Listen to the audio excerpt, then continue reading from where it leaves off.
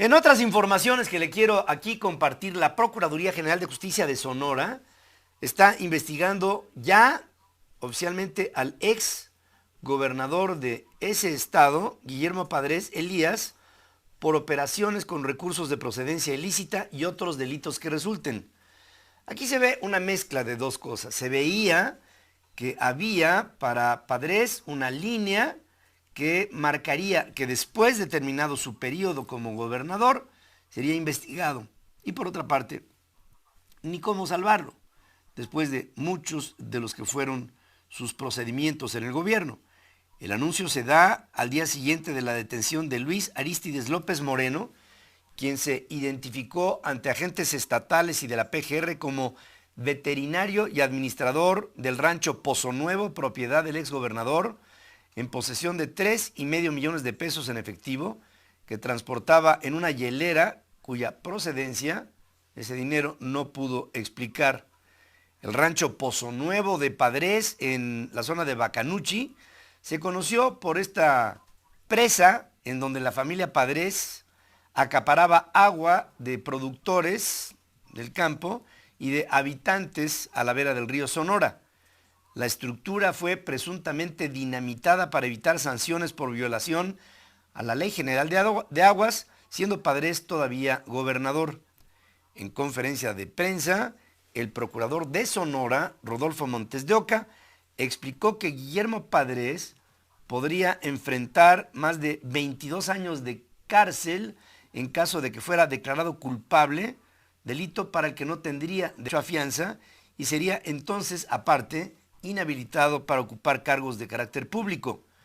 El procurador de Sonora adelanta que, dependiendo del avance de la investigación, se podrán dar vista a los resultados de la PGR por conductas de competencia federal como lavado de dinero o bien asociación delictuosa. Informa que el veterinario de Padres ya era investigado y su captura se logró en flagrancia en el estacionamiento de un centro comercial en Hermosillo. Esto fue la noche del sábado. A raíz de su arresto y luego de haber declarado ante el Ministerio Público, López Moreno aportó datos para investigar a más personas relacionadas con el dinero, el cual presumen provenga de algún tipo de actividad ilícita. Si hay más personas que se están investigando, entonces esto será parte de una averiguación previa, según dice el procurador. Agentes de la Procuraduría del Estado catearon un inmueble en la colonia Pitic, en la capital de Sonora, donde presuntamente se encuentran las oficinas de Padres, como parte de la investigación que se está armando. La información no refiere sobre el paradero de el que fuera hasta hace poco gobernador del estado de Sonora. La gobernadora Claudia Pavlovich aseguró que si bien las autoridades federales y estatales no van a fabricar culpables, tampoco van a exonerar a ningún sospechoso, ya sea funcionario de esta o de la pasada administración. Claudia se negó a dar más detalles del caso y dijo que será la propia Procuraduría la que informe del avance de las investigaciones. El pasado 21 de octubre, en un retén carretero ubicado en San Luis Río Colorado, elementos del ejército mexicano detuvieron a Gerardo Ernesto Portugal García, ex funcionario de la Unidad Estatal de Protección Civil en el sexenio de Padres, que en el momento de su detención traía 223,500 pesos y 746 dólares, de los cuales no hubo la posibilidad de explicar su procedencia legal, por lo que se intensificó una investigación sobre los movimientos de Padres y de también sus empleados. Esto deriva, insisto, de una investigación que ya se había alineado desde terminada la administración de Guillermo Padres y que seguramente sería encaminada hacia él. Él sería el objetivo final de las pesquisas que ahora empiezan a verse en diferentes frentes con también iguales evidencias de que hay dinero ahí inconfesable que no se sabe, no se ve, no se marca ninguna procedencia. Tenemos más opiniones sobre el día sábado, el Día de la Virgen de Guadalupe. Celsa Ríos, qué pena que México sea casi 100% guadalupano y vivamos huérfanos con tantas carencias de todo, en familia, en trabajo y en sociedad. Yo creo que ahí podemos hacer mucho, ¿no? Y hablo de los hogares mexicanos. Hablo de la corresponsabilidad entre mexicanos. Hablo del amor que debemos de tenernos entre nosotros para hacer de ello, con ello, una sociedad corresponsable, subsidiaria, sostenible entre nosotros y por nosotros.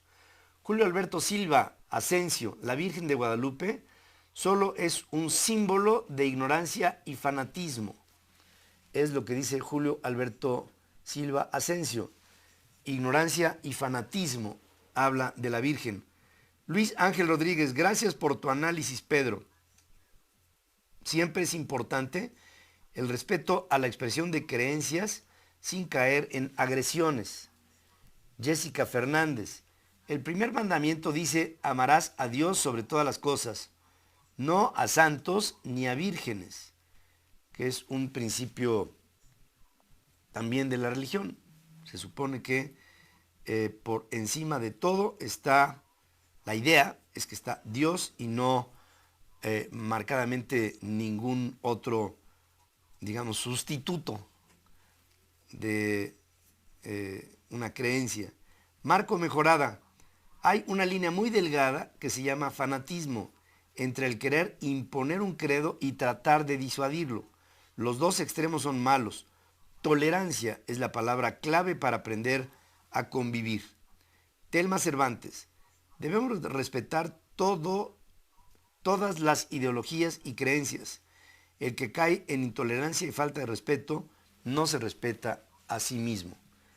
Ese es el denominador común que estoy viendo en nuestras redes sociales. Con todo ello, ¿qué decir? Decir que estamos en una sociedad moderna del siglo XXI, bueno, por lo menos eso es como nos consideramos ahora en este presente. Una sociedad en la que la creencia camina de manera paralela a la ciencia. Creer y ser.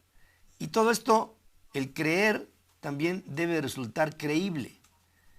Y sobre esta credibilidad hay entre la sociedad mexicana muchos conceptos que para muchos son rebatibles, para muchos son creíbles, y esa creencia va en función de un camino de fe.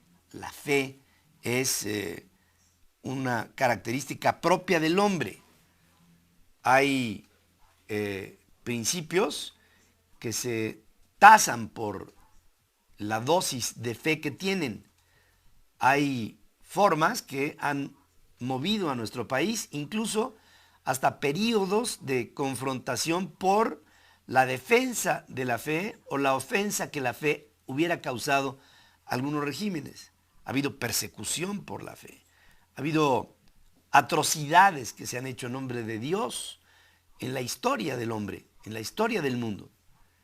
Y todo esto visto en un contexto nos debe de llevar a explicaciones que se traduzcan en tolerancia.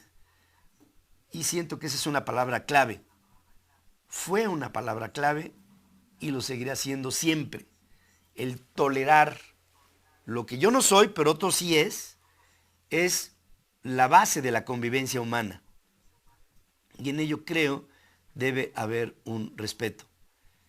Yo he visto el fervor con el que se visita a la Virgen. Lo he visto en mi pueblo. Y yo de la fe de mi pueblo no puedo rebatir nada. No debo rebatir nada y no soy nadie para hacerlo. Como también he visto el fervor en otras religiones, en otras creencias, en otras idolatrías. Y cada quien con lo suyo y con su mundo. Todo es un asunto de respeto, creo que es la palabra. Sí, se llama respeto. Vamos a hacer un corte. Aquí regresaremos con más información.